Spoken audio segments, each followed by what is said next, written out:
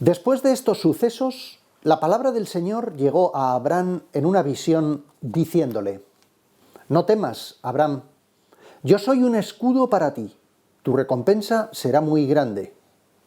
Abraham contestó: «Mi Señor Dios, ¿qué me vas a dar? Si estoy sin hijos y el heredero de mi casa va a ser Eliezer de Damasco». Y añadió Abraham: «He aquí que no me has dado descendencia, y por tanto, un criado de mi casa me va a heredar».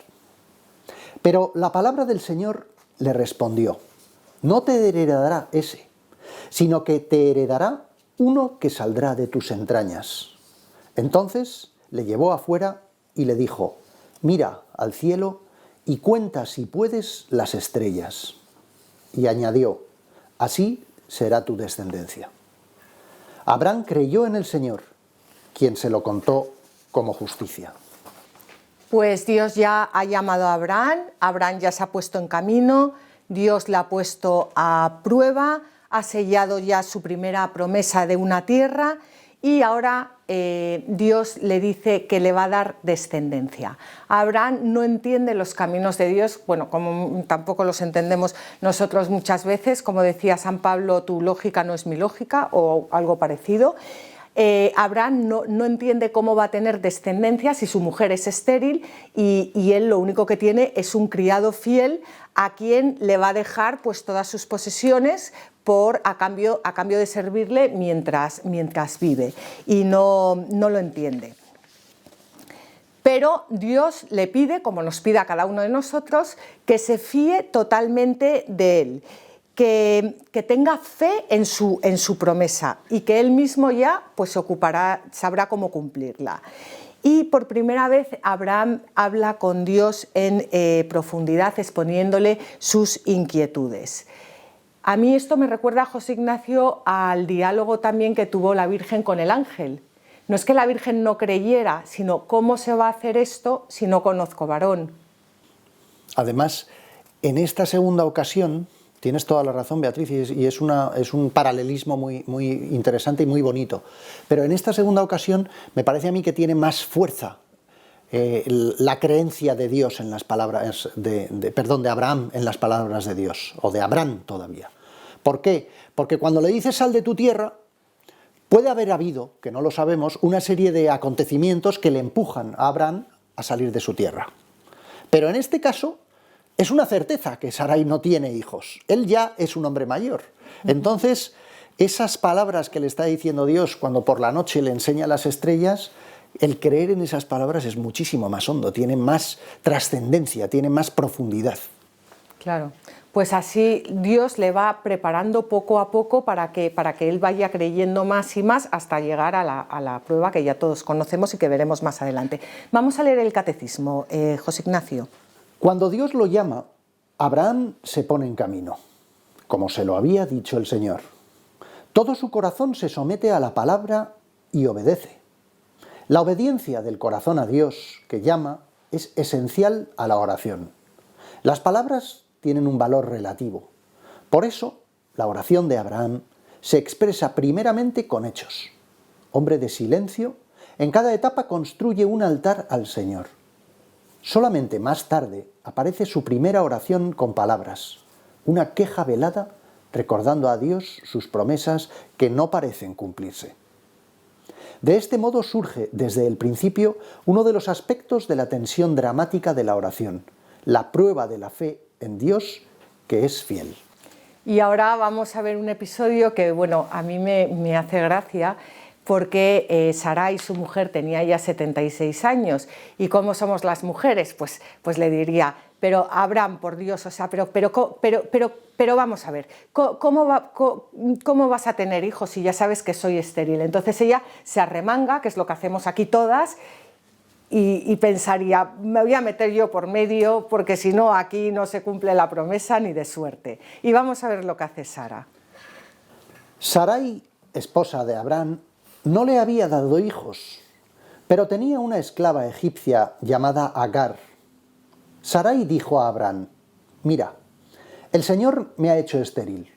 Acércate, por favor, a mi esclava y quizá tenga hijos de ella». Abraham asintió al ruego de Sarai.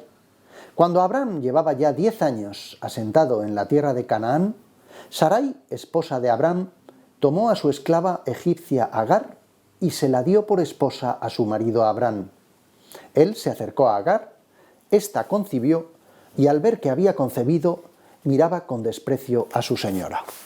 Bueno, pues aquí ya Sarai, por si Dios no podía, ya se ha encargado ella de llevar a cabo la promesa, y lo que hace es que recurre a una costumbre de aquella época que no era poligamia, era algo que era imperfecto, por supuesto, porque Dios nos va a ir sacando de todas esas costumbres hasta llevarnos a la perfección en Jesucristo, pero era una costumbre a la que recurrían muchas mujeres, y es que le daban la esclava a su marido.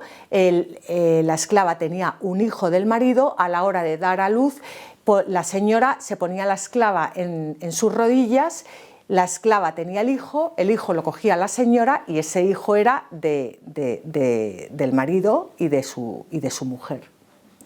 Es algo que, bueno, que a nosotros ahora nos choca porque no es una costumbre de nuestra época, pero bueno, hasta cierto punto, porque estamos viendo unas cosas. Tú dices que no es poligamia exactamente, es una poligamia pero de un tiempo anterior, en el cual era perfectamente aceptable por una sociedad que aceptaba este tipo de prácticas. Pero vamos a ver, José Ignacio, o sea, poligamia es cuando tú tienes varias mujeres, esta seguía siendo la esclava.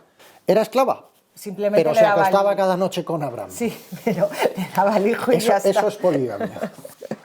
Bueno, pues Sarai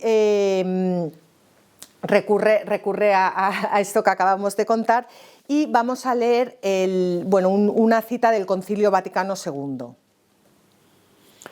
Los libros del Antiguo Testamento manifiestan a todos el conocimiento de Dios y del hombre, y las formas de obrar de Dios justo y misericordioso con los hombres, según la condición del género humano en los tiempos que precedieron a la salvación, establecida por Cristo. Estos libros, aunque contengan también algunas cosas imperfectas y adaptadas a sus tiempos, demuestran, sin embargo, la verdadera pedagogía divina. Pues Agar, nos cuenta la Biblia, que dio a Abraham un hijo y Abraham le puso por nombre Ismael. Ya tenemos el hijo, pero no va a ser este el hijo de la promesa. Dios va a hacer de Ismael una gran nación, ya que va a ser el padre de todos los pueblos árabes. Pero el plan de Dios tenía que cumplirse con Abraham y con su esposa Sarai. Por lo tanto, Ismael no va a ser el hijo de la promesa, no va a heredar la promesa de Dios, aunque por supuesto en aquel momento Ismael parecía la única solución. Así que ya hemos visto cómo Dios llama a Abraham, Abraham se pone en camino, Dios pone a prueba la fe de Abraham, Dios sella su primera promesa, una tierra. Abraham no entiende los caminos de Dios, y ahora vamos a ver cómo Dios le pide la santidad antes de sellar su segunda promesa, que es una descendencia. La alianza no solo compromete a Dios, sino que también compromete al hombre, aunque vimos que Abraham no pasó entre las dos mitades descuartizadas de los animales, pero sí es cierto que la alianza siempre es de dos o de más y compromete a ambas partes. Por eso Dios le va a pedir a Abraham la santidad. Tenía Abraham 99 años cuando el Señor se le manifestó y le dijo: Yo soy El Shaddai, camina en mi presencia y sé perfecto. Estableceré mi alianza contigo y te multiplicaré sobremanera. El Shaddai es el nombre con el que se dirigían a Dios frecuentemente los patriarcas. Todavía Dios no ha revelado su nombre y quiere decir Dios omnipotente, aunque también puede significar Dios de las montañas o Dios de la abundancia. Dios le pide a Abraham que camine en su presencia y que sea perfecto. Y por supuesto, como dice San Clemente de Alejandría, estas dos realidades van siempre unidas. Esta es la única manera de mantenerse sin tropiezo, tener presente que Dios está siempre a nuestro lado. Por primera vez aparece en la Biblia el imperativo divino sé perfecto, dirigido a un hombre, Abraham. Y esta llamada, por supuesto, se va a hacer extensiva a través de Jesucristo a todos nosotros. Por eso, sed vosotros perfectos como vuestro Padre Celestial es perfecto. Dios le pide a Abraham que sea perfecto, que alcance la santidad, nos lo pide a todos nosotros a través de Abraham y vamos a ver lo que ocurre. Abraham cayó rostro en tierra y Dios continuó diciéndole: Esta es mi alianza contigo. Serás padre de multitud de pueblos. No te llamarás más Abraham, sino que tu nombre será Abraham, porque te he constituido padre de multitud de pueblos. Te multiplicaré enormemente. Haré que salgan pueblos de ti y nacerán de ti reyes. Mantendré mi alianza contigo y con tu descendencia futura de generación en generación, como alianza perpetua, para ser yo tu Dios y el de tu descendencia futura. Te daré a ti y a tu descendencia futura la tierra en que peregrinas, toda la tierra de Canaán, como propiedad perpetua, y seré tu Dios. Pues Abraham es la primera persona en la Biblia a quien Dios le cambia el nombre. Yo creo que esto es algo, no sé, por lo menos para reflexionar, ¿no? Porque antiguamente el nombre significaba también la misión de la persona. Estaba como el nombre de Jesucristo, su nombre, que es Jesús salva, Jesús es el ungido, Jesús es el Cristo. No es solo su nombre, sino que también encierra su misión. Pues Abraham, que es como se llamaba, a veces le hemos estado cambiando su nombre, pero es al principio hasta ahora, es Abraham, A-B-R-A-N. Significa gran padre, y ahora Dios le cambia el nombre por Abraham, que significa padre de una multitud de pueblos. Así que lo que está haciendo Dios es conferirle al patriarca una personalidad nueva y una misión que quedan reflejados en su nombre. A mí me parece muy bonita esta idea, José Ignacio. Sí. Dices que lo hemos confundido en algún momento, pero yo creo que lo que pasa es que sí lo hemos ido explicando según hablábamos, pero en realidad es cuando hemos leído el texto del Antiguo Testamento, en concreto del Génesis, estábamos hablando de Abraham, sí. Y cuando hemos leído los comentarios ya eran posteriores y estaban hablando de Abraham. Exacto. Bueno, pues ahora ya Abraham es Abraham. ¿Y qué ocurre? Que Dios le cambia el nombre a Abraham para su nueva misión, pero también se lo va a cambiar a Sarai, porque la descendencia va a ser de Abraham y de Sara. Por lo tanto, le cambia el nombre a los dos para que juntos hagan la misión. Vamos a leerlo. También dijo Dios a Abraham: Sarai, tu mujer, no se llamará más Sarai, sino que su nombre será Sara. La bendeciré y también de ella te daré un hijo. La bendeciré, haré de ella pueblos y de ella saldrán reyes de naciones. Abraham cayó rostro en tierra y se sonrió diciendo para sí: ¿acaso un hombre centenario puede tener un hijo? ¿Y Sara, con 90 años, puede dar a luz? Y Abraham respondió a Dios: me bastaría con que Ismael viviera en tu presencia. Dios replicó: sin embargo, es Sara, tu mujer, la que va a darte un hijo. Le pondrás por nombre Isaac, y estableceré mi alianza perpetua con él y con su descendencia futura. Me encanta el comentario que le hace Abraham a Dios, que pensando que a lo mejor no puede cumplir la promesa, porque ya son muy... Le dice: me bastaría con que Ismael viviera en tu presencia. Sí. Es que somos geniales. Pues fíjate, José Ignacio, que el primer nombre que Dios pone en la Biblia es Sara, porque a Eva su nombre se lo había puesto Adán, no se lo puso Dios. Y Sara significa princesa. Por lo tanto, ya le está también en su misión, pues ella va a ser madre finalmente de un gran rey, porque que va a ser Jesucristo. Esto es una dignificación de la figura de la mujer, ¿verdad? Sí, totalmente. Y ahora a Abraham se le pide que tenga un nuevo acto de fe en Dios, pero como decías tú antes, un nuevo acto de fe, pero difícil. De más peso. De más peso. Abraham tiene ya un hijo, como hemos dicho, que se llama Ismael, pero ese hijo ha nacido pues las leyes humanas, de los recursos humanos, diríamos. Y Dios no va a cumplir su promesa a través de este hijo, sino que lo va a cumplir a través del hijo que le había prometido. Pues vamos a ver ahora cómo Dios va a ir cumpliendo su segunda promesa hasta que quede ya totalmente sellada. El Señor visitó a Sara, como había dicho, y le concedió lo que le había prometido. Sara concibió y dio un hijo a Abraham en su vejez, en el plazo que Dios le había fijado. Abraham puso por nombre Isaac al hijo que le había nacido, el que le había dado Sara. Y Abraham circuncidó a su hijo Isaac cuando éste tenía 8 días, tal como Dios le había ordenado. Abraham tenía 100 años cuando le nació su hijo Isaac. Cuando estabas leyendo esto, José Ignacio, estaba yo pensando, bueno, todos sabemos que finalmente Dios le va a pedir a Abraham que sacrifique a su hijo. Y muchas veces la gente te dice, ¡hala, qué burrada, que no sé qué! Bueno, para empezar, porque no se han leído todo esto, pero además, cómo Dios le va preparando. Entonces, ¿cómo tiene que estar a estas alturas Abraham? ¿Qué fe tiene que tener ya en Dios cuando llegue el momento? Es que Abraham va a ser un hombre que va a estar totalmente en manos de Dios, que su fe en Dios va a ser tan grande que es que nada va a poder ir contra ella.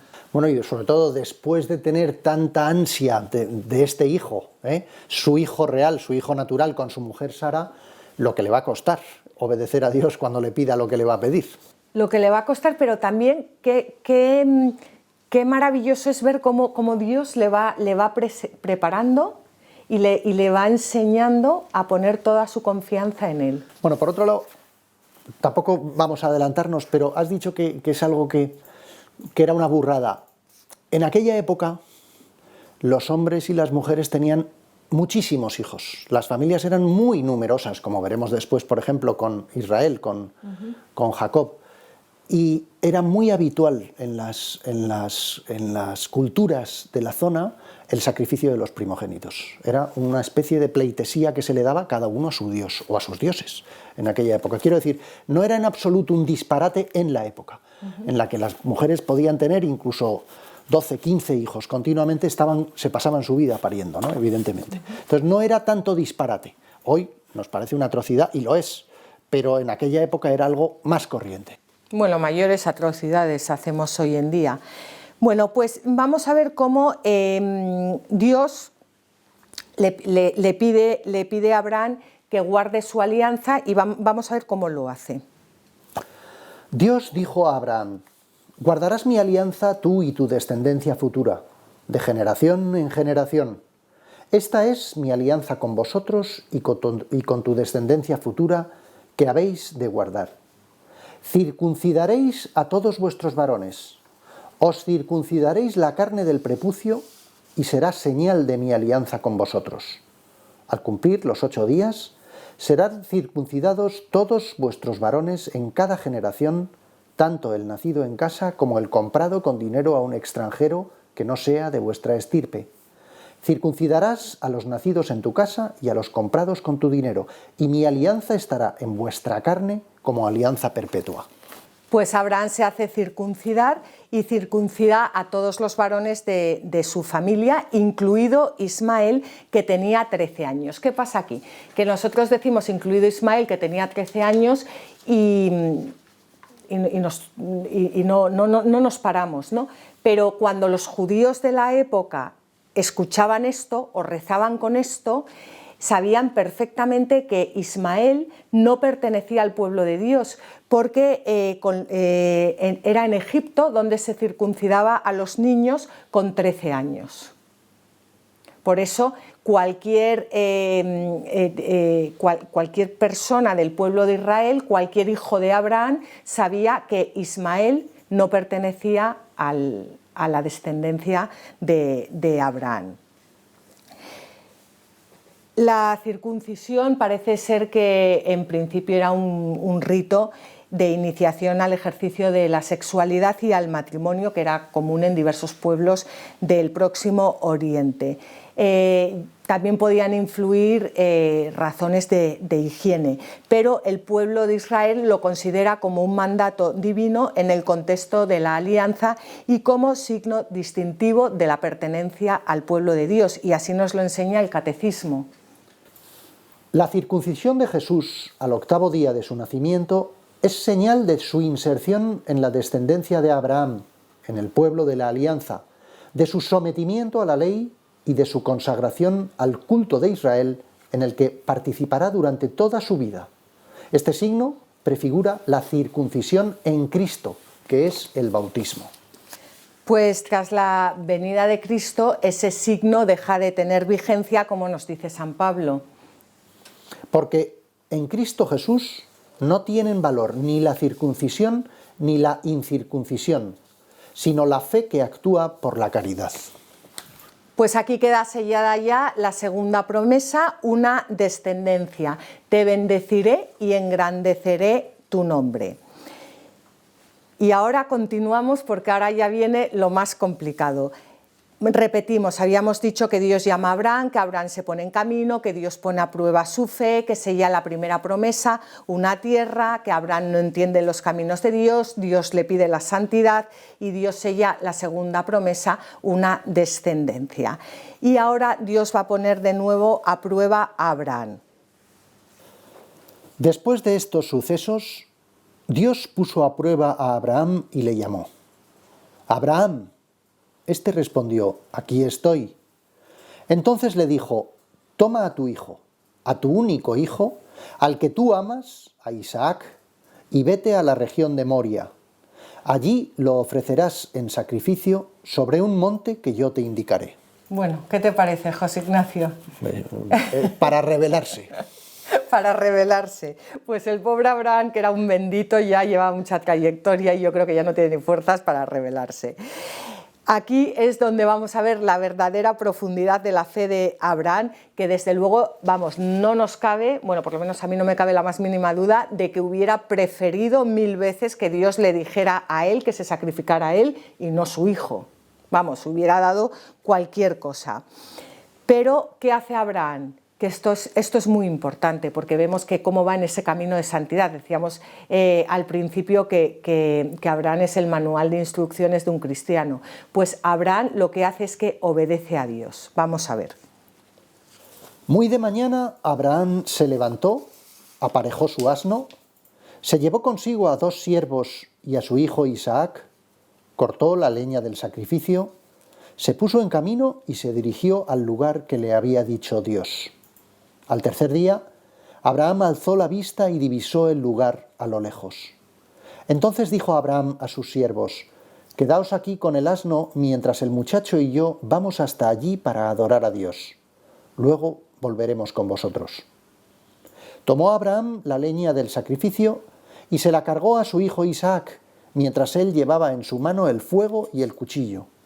Y se pusieron en marcha los dos juntos. Isaac dijo a su padre Abraham, «Padre». Él respondió, «Sí, hijo mío».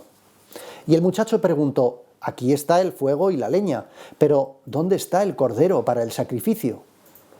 Respondió Abraham, «Dios proveerá el cordero para el sacrificio, hijo mío». Caminando juntos llegaron al lugar que Dios le había dicho. Construyó allí Abraham el altar y colocó la leña. Luego ató a su hijo Isaac y lo puso sobre el altar encima de la leña. Abraham alargó la mano y empuñó el cuchillo para inmolar a su hijo. Fíjate, José Ignacio, tú que tienes un hijo, tú que eres un hombre fuerte y tienes un hijo joven que puede tener la edad que tenía Isaac en ese momento, si tú intentas atar a tu hijo y sacrificarlo, te aseguro yo que no le pillas, pero ni de suerte, vamos. Y si le pillas, te suelta un bofetón. Pero es una historia muy bonita, porque es el propio Isaac el que se deja que su padre le ate, o sea, es una prefiguración total de Jesucristo. Vale, pero a la vez que es una prefiguración total de Jesucristo, Beatriz, hay una inquietud. Según estamos leyendo, según vamos avanzando en el relato, nos mantiene inquietos, ¿no? Sentimos una especie de desasosiego, al leerlo, como diciendo, uy, uy, uy, uy, ¿aquí qué está pasando?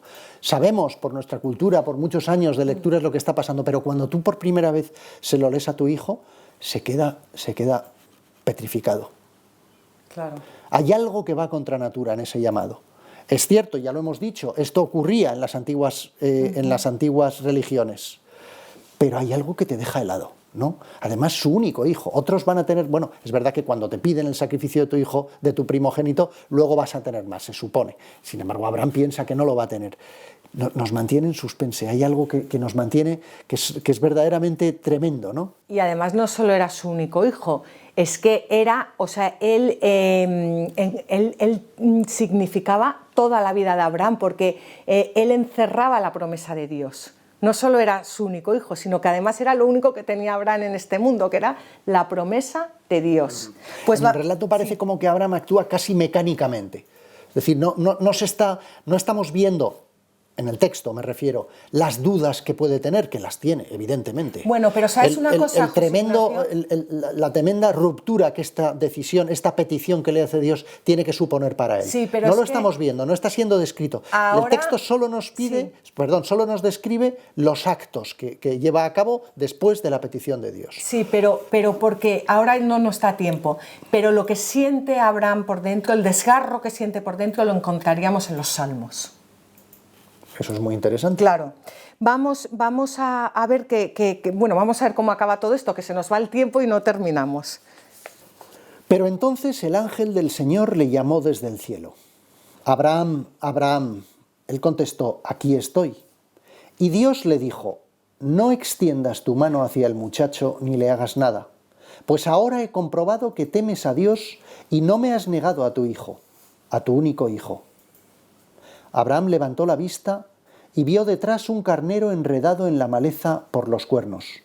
Fue Abraham, tomó el carnero y lo ofreció en sacrificio en vez de su hijo. Abraham llamó a aquel lugar el Señor provee, tal como se dice hoy, en la montaña del Señor provee. El ángel del Señor llamó por segunda vez a Abraham desde el cielo y le dijo, juro por mí mismo, oráculo del Señor, que por haber hecho una cosa así y no haberme negado a tu hijo, a tu único hijo, te colmaré de bendiciones y multiplicaré tu descendencia como las estrellas del cielo y como la arena de las playas, y tu descendencia se adueñará de las ciudades de sus enemigos. En tu descendencia serán bendecidos todos los pueblos de la tierra, porque has obedecido mi voz.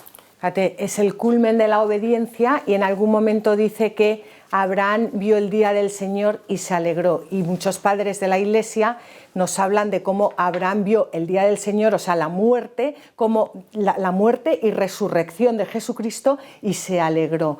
Dios compartió con Abraham lo que Dios le había pedido, y al final Abraham no llevó a cabo por orden de Dios, pero sí Dios iba a llevar a cabo, que era sacrificar a su hijo, a su único hijo, a lo que tenía. Entonces, es impresionante porque lo que hace Dios con Abraham es que le permite, como le muestra lo que va a hacer él, le permite compartir lo que un día va a hacer el mismísimo Dios. Hay también, Beatriz, un cambio en Dios, pienso yo. Quiero decir, en el inicio del texto estamos viendo cómo es Dios el que llama a Abraham y le dice, haz esto.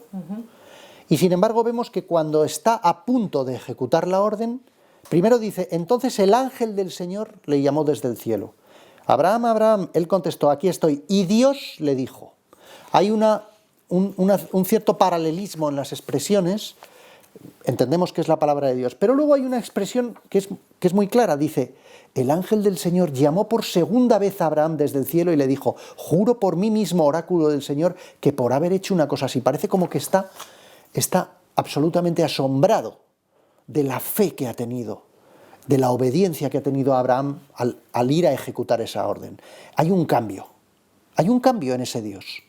Y ese cambio, pienso yo, para mí, esto es una reflexión que hago yo, ese cambio es la transformación. Hace muchos años recuerdo que un amigo mío me dijo, José Ignacio, yo no puedo creer en un Dios que le pide a Abraham que sacrifique a su hijo. Ya hemos explicado que esto era habitual en aquella época, pero a mí aquello me dejó pensando. Y cuando luego analizas lo que ha ocurrido, piensas, no solamente el que ha sido lineal en su obediencia ha sido Abraham, y el que ha sufrido un cambio desde un momento hacia el otro ha sido, o parece haber sido Dios. Dios no cambia, pero sí, en relación al hombre hay una transformación.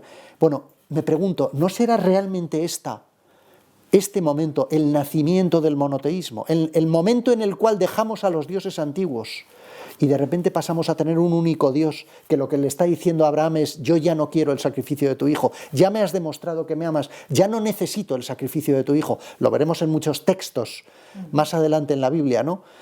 No quiero sacrificios, sino misericordia, ¿verdad? Bueno, pues aquí empieza eso.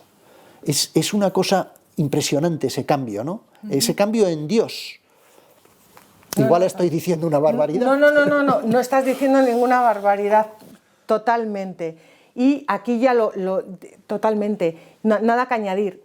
Abraham ha alcanzado la perfección, Abraham ha alcanzado la santidad. Abraham ya puede hablar con Dios. Sí. O con él, el hombre llega al momento en el cual ya Dios nos da otro paso, más adelante, ¿no? Da otro paso más en esa historia de la salvación que hemos dicho que va a ser el Antiguo Testamento. Pues sí. Y vamos a ir terminando el programa, pero simplemente decir que las montañas de Moría eran las colinas que están alrededor de Jerusalén, y más tarde sobre una de estas cimas va a ser construido el templo y toda la nación ofrecería sacrificios ahí a Dios. Vamos a leerlo en el libro de las Crónicas. Salomón comenzó a edificar el templo del Señor en Jerusalén, en el monte Moria, donde él se había aparecido a David, su padre. Era el lugar que había preparado David en la era de Ornán el Jebuseo. Pues sobre otra cima, sobre el Gólgota, Jesús se ofrecería a sí mismo como último y perfecto sacrificio. Yo creo que ya podemos terminar con esto. Muchísimas gracias a todos vosotros por haber estado con nosotros.